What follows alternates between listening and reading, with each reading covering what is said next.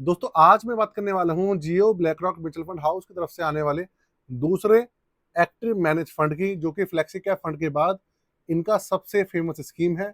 और मैं आपको बता दूं, पिछले 3 महीने में इसने तकरीबन 6.25% के आसपास का रिटर्न निकाल कर दिया है, Jio BlackRock flexi cap fund से ज्यादा। और इसके अलावा ये इंडिया की ऐसी इकलौती स्कीम है जो कि सिर्फ एक सेक्टर को बिलोंग नहीं करती, मल्टीपल सेक्टर को बिलोंग करती है। मतलब इंडिया के अंदर तकरीबन 10 ऐसे सेक्टर्स हैं जिनके अंदर जो फंड मैनेजर होते हैं, असेट क्लास रखते हैं, उनके अंदर जो पूरा फंड होता है उसको यूटिलाइज करते हैं, उस तरीके के इक्विटी के जो स्टॉक्स होते हैं वो रखते हैं। तो ये एक इस तरीके का फंड है जो कि भैया सब सेक्टर्स को चेंज कर सकता है। इसका नाम है Jio BlackRock sector rotation fund. अपनी तरीके का इकलौता फंड है ये इंडिया के अंदर। तो चलिए आज इसका रिव्यू करने वाले हैं, देखते हैं इसकी परफॉर्मेंस जब से लॉन्च हुआ है तब से लेकर अब तक कैसी रही है। तो आप जो भी आपका कमेंट हो, जो भी आपका क्वेश्चन हो इस फंड को लेकर या किसी भी चीज़ को लेकर, तो मुझे कमेंट बॉक्स के अंदर जरूर बताइएगा। साथ में चैनल को सब्सक्राइब करके वीडियो को लाइक जरूर करके जाइएगा दोस्तों, जिससे कि हमारे को मोटिवेशन मिलता है। कंप्यूटर स्क्रीन आपके सामने चालू हो चुकी है। फंड का नाम आपके सामने है, Jio BlackRock sector rotation fund. अब आपके दिमाग में आ रहा होगा मैं सेक्टर रोटेशन फंड क्यों कह रहा हूं और ये कैसा होता है। तो सबसे पहली बात मैं आपको बताऊं कि सेक्टर रोटेशन का मतलब सिंपल सा ये हो गया कि आपने देखा होगा ऑटो सेक्टर के फंड्स अलग होते हैं, आईटी सेक्टर का अलग है, कोई मैन्युफैक्चरिंग सेक्टर है, कोई डिफेंस सेक्टर है, कोई पीएसयू है, कोई एनर्जी है। अलग अलग सेक्टर के अलग अलग फंड्स होते हैं। लेकिन ये जो भाई साहब हैं, इनके अंदर ये एक तरीके से ऐसा फंड है जिसके अंदर फंड मैनेजर या तो मल्टीपल सेक्टर्स एक साथ पोर्टफोलियो में रख सकता है, या फिर सिर्फ एक सेक्टर को एक बार में रख सकता है, और उसके बाद जब उसके अंदर क्रैश आ जाए, कुछ प्रॉब्लम आ जाए, तो वो शिफ्ट करके दूसरे सेक्टर के अंदर जो कि ग्रो अच्छा हो उसके अंदर अपना पोर्टफोलियो शिफ्ट कर सकता है। इस तरीके का ये फंड है।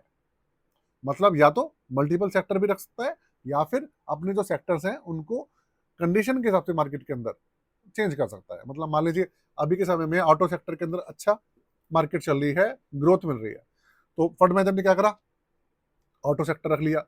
अब 1 महीने बाद ऑटो सेक्टर के अंदर क्या आया, क्रैश आ गया, तो फंड मैनेजर ने शिफ्ट कर दिया, एनर्जी में आ गया, कभी डिफेंस में आ गया, कभी किसी में आ गया, या फिर मल्टीपल 4-5 सेक्टर्स के अंदर अलग अलग इक्विटी रख ली। इस तरीके से ये काम करेगा। तो इससे होगा ये, रिस्क जो है कम हो जाएगा और डाइवर्सिफिकेशन अच्छा हो जाएगा। और सेक्टर बेस्ड फंड की जो सबसे बड़ी कमी होती है कि क्रैश के अंदर वो लगातार गिरता चला जाता है और पता नहीं होता कि कितने समय तक वो डाउन रहेगा। वो सारी चीजें इस फंड के अंदर सॉल्व हो जाती है। अब आपके दिमाग में जो दूसरा क्वेश्चन है वो ये है कि अलादीन का इसके अंदर इस्तेमाल है या नहीं है।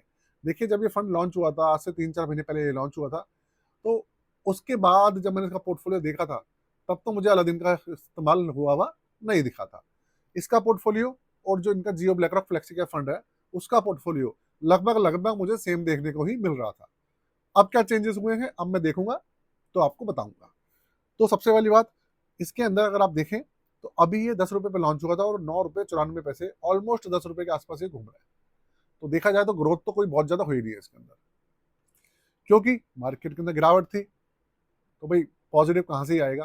तो मार्केट का जिस तरीके से हालत हालत चल रही है उसका जो भरपाई है इसको भी करनी पड़ेगी। दूसरी बात, रेटिंग वगैरह तो इसको अभी मिली नहीं है। मीटर इसका वेरी हाई है क्योंकि ये इक्विटी बेस्ड फंड रहने वाला है। रिटर्न्स के ऊपर एक नजर डालते हैं कि रिटर्न्स इसके चल कैसे रहे हैं। वैसे तो ऑल ओवर देखेंगे तो नेगेटिव में ही चल रहा है। 3 महीने में आप देखिए 5.75% पॉजिटिव है, और 1 महीने में करीबन 3.25% ये पॉजिटिव दिख रहा है। तो देखा जाए तो रिटर्न्स वगैरह जो है वो पॉजिटिव है। और जो बेंचमार्क है इसका BSE 500, उसको भी एक तरीके से देखा जाए तो उसके आसपास ही चल रहा है। ऐसा नहीं है कि उसको बीट नहीं कर पा रहा, उसके आसपास ही चल रहा है। सबसे ज्यादा जो देखने वाली चीज है, इसकी रोचक चीज है, वो है इसका पोर्टफोलियो, वो किस तरीके का है।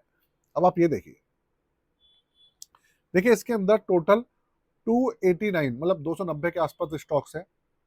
दूसरी बात, लार्ज कैप इसके अंदर है 72.63%, मिड कैप है 20.73%, और स्मॉल कैप है करीबन 6.63%।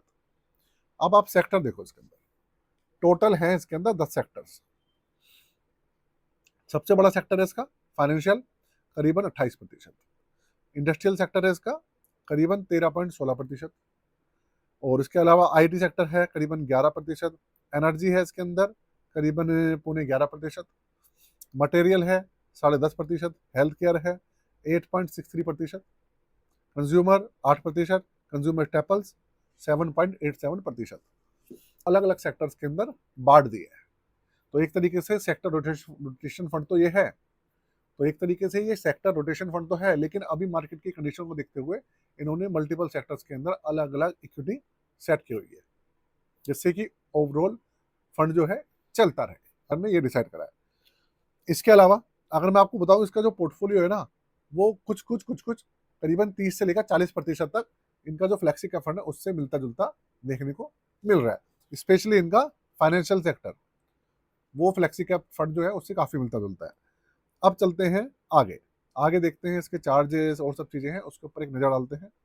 उससे पहले भाई हमारी पोर्टफोलियो सर्विसेज के बारे में थोड़ा सा जान लीजिए। अगर आप पोर्टफोलियो अपना बनवाना चाहें, स्टॉक पोर्टफोलियो, म्यूचुअल फंड का पोर्टफोलियो हो, रिव्यू कराना चाहें, रीबैलेंस कराना चाहें, ठीक है, नया बनवाना चाहें तो आप करवा सकते हैं। चार्जेस है 999 रुपये, फ्लैट है, और सारी डिटेल्स यहाँ पे मेंशन है। व्हाट्सएप नंबर, डिटेल्स सेंड करने के लिए, क्वेरी भेजने के लिए यहाँ पर मेंशन है। बाकी डिटेल्स डिस्क्रिप्शन के अंदर आप जाके चेक कर लीजिएगा। और एक चीज़ का हमेशा ध्यान रखिएगा, अच्छे रिटर्न्स निकालने के लिए ईयरली या हर 1 से लेकर 1.5 साल के अंदर पोर्टफोलियो रिव्यू करना या करवाते रहना, ये आपकी जिम्मेदारी है, जिससे कि आपको एक अच्छे रिटर्न्स कंपाउंडिंग में अच्छे टाइम के बाद 15-20 साल के बाद 10 साल के बाद आपको मिले। इस चीज़ का हमेशा ध्यान रखिएगा। अगर गलत स्कीम आपके पोर्टफोलियो में होंगी तो रिटर्न्स की उम्मीद मत कीजिएगा। अब आगे चलते हैं अपने टॉपिक के ऊपर। 13 फरवरी 2026 को लॉन्च हुआ था, 3 महीने से ज़्यादा हो चुके हैं। निफ्टी 500 TRI इसका बेंचमार्क है। ओपन एंडेड स्कीम ये रहने वाली है, और इसका बेस एक्सपेंस रेशियो 0.50% है, वही फ्लेक्सी कैप फंड के बराबर है। और इसका टोटल एक्सपेंस रेशियो थोड़ा सा इससे ज़्यादा हो जाएगा, जो हल्के फुल्के हिडन चार्जेस होते हैं वो इसके अंदर ऐड हो जाएंगे। और उसके अलावा 150 करोड़ का इसका AUM है टोटल, और आधा प्रतिशत के आसपास ही नेगेटिव चल रहा है अभी तक 3 महीने में, ठीक है। 500 रुपये से मिनिमम लमसम, 500 रुपये से मिनिमम SIP इस फंड के अंदर चालू हो जाती है। एग्जिट लोड इसके अंदर है नहीं, और किसी भी तरीके का लॉक इन पीरियड इसके अंदर है नहीं। तो इस फंड के अंदर कुछ पॉजिटिव साइड भी है, और नेगेटिव साइड की मैं बात करूंगा तो अभी इतना कुछ नहीं चल रहा है, क्योंकि भाई फंड बहुत ज़्यादा पुराना तो है नहीं, 3-4 महीने हुए हैं, और इसका जो पोर्टफोलियो है वो इनका जो फ्लेक्सी कैप फंड है उससे ज़्यादा रोचक है। एक तो डाइवर्सिफिकेशन बहुत ज़्यादा है इसके अंदर। आप सोचो 290 के आसपास तो स्टॉक्स ही हैं, और 8-10 सेक्टर्स हैं अलग अलग, और फाइनेंशियल सेक्टर बड़ा होना चाहिए, वो भी बड़ा है इसके अंदर, और 3-4 महीने में रिटर्न्स वगैरह भी ठीक ठाक निकाल रहा है। तो ये सब चीज़ें हैं दोस्तों।